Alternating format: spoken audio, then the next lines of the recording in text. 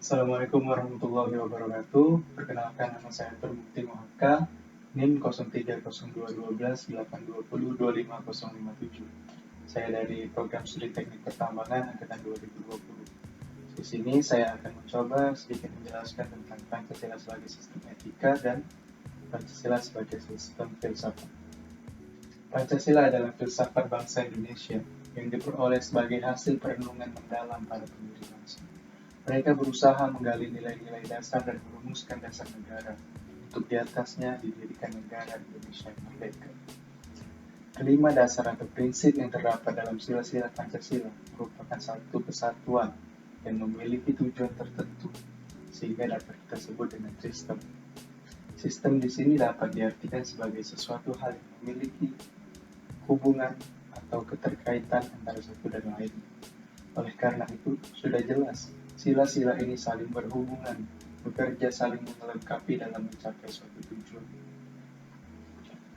Meskipun memiliki fungsi sendiri-sendiri, tapi dari kelima sila ini tetap memiliki satu tujuan yang sama, yaitu menciptakan masyarakat Indonesia yang berdiri di atas Pancasila.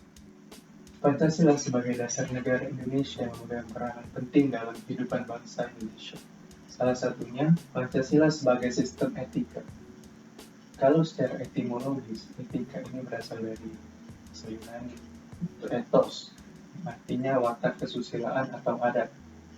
Kalau kita kesampingkan secara etimologis ini, etika merupakan suatu pemikiran kritis dan mendasar tentang ajaran-ajaran dan pandangan-pandangan moral.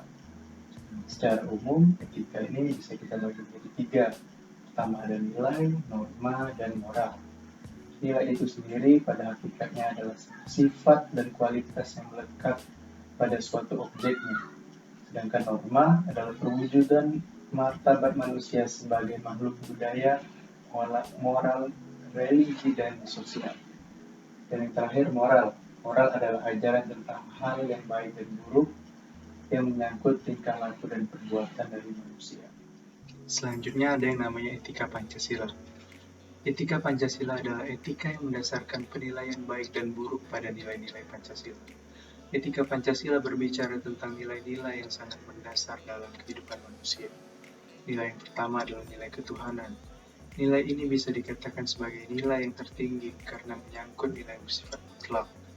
Suatu perbuatan dikatakan baik apabila tidak bertentangan dengan nilai dan kaidah hukum Tuhan. Nilai yang kedua adalah kemanusiaan. Yang prinsip pokoknya dalam nilai kemanusiaan, Pancasila adalah keadilan dan keadaban.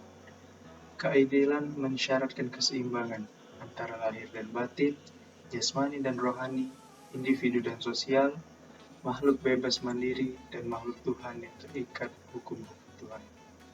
Nilai yang ketiga adalah persatuan, keempat kerakyatan, dan yang kelima adalah nilai keadilan. Sesuai dengan nilai-nilai yang terkandung dalam Pancasila, maka Pancasila dapat menjadi sistem etika yang sangat kuat. Nilai-nilai yang ada tidak hanya bersifat mendasar, namun juga realistis dan aplikatif, dan menjadi dasar bagi setiap tindakan dan munculnya nilai-nilai yang lain. Misalnya, nilai ketuhanan akan menghasilkan nilai spiritualitas, nilai kemanusiaan menghasilkan nilai kesusilaan, tolong-menolong, penghormatan, dan lain-lain. Nilai persatuan menghasilkan nilai cinta tanah air, dan nilai keadilan menghasilkan nilai kepedulian. Selain Pancasila sebagai sistem etika, saya juga akan mencoba sedikit menguraikan tentang Pancasila sebagai sistem filsafat. Nah, sebelumnya, istilah filsafat atau filosofia ini berasal dari bahasa Yunani yang berarti cinta akan kebijaksanaan. Pancasila sebagai sistem filsafat mengandung pandangan, akal, dan pemikiran tentang manusia dengan hubungannya dengan Tuhan, dengan dirinya sendiri, dengan sesama, dan dengan masyarakat sebagai sebuah bangsa. Beragam hubungan ini secara teoritik dimiliki Pancasila. Oleh sebab itu, sebagai sistem filsafat, Pancasila memiliki ciri khas yang berbeda dengan sistem-sistem lainnya yang ada di seluruh dunia, seperti komunisme, liberalisme, nasionalisme, dan lain sebagainya. Pancasila dikatakan sebagai filsafat karena Pancasila merupakan hasil pemerenungan jiwa yang mendalam yang dilakukan oleh the founding fathers dan kemudian dituang dalam suatu sistem. Oleh karena itu, pengertian filsafat Pancasila secara umum adalah hasil berpikir atau pemikiran yang sedalam-dalamnya dari bangsa Indonesia yang dianggap dan dipercaya serta diyakini sebagai kenyataan, norma-norma dan nilai-nilai yang benar, adil, bijaksana, dan sesuai dengan kehidupan masyarakat Indonesia. Filsafat Pancasila kemudian dikembangkan oleh Soekarno sejak 1955 sampai 1965. Pada saat itu, Soekarno selalu menyatakan bahwa Pancasila merupakan filsafat asli Indonesia yang diambil dari budaya dan tradisi Indonesia, serta merupakan akulturasi budaya India, Barat, dan Arab.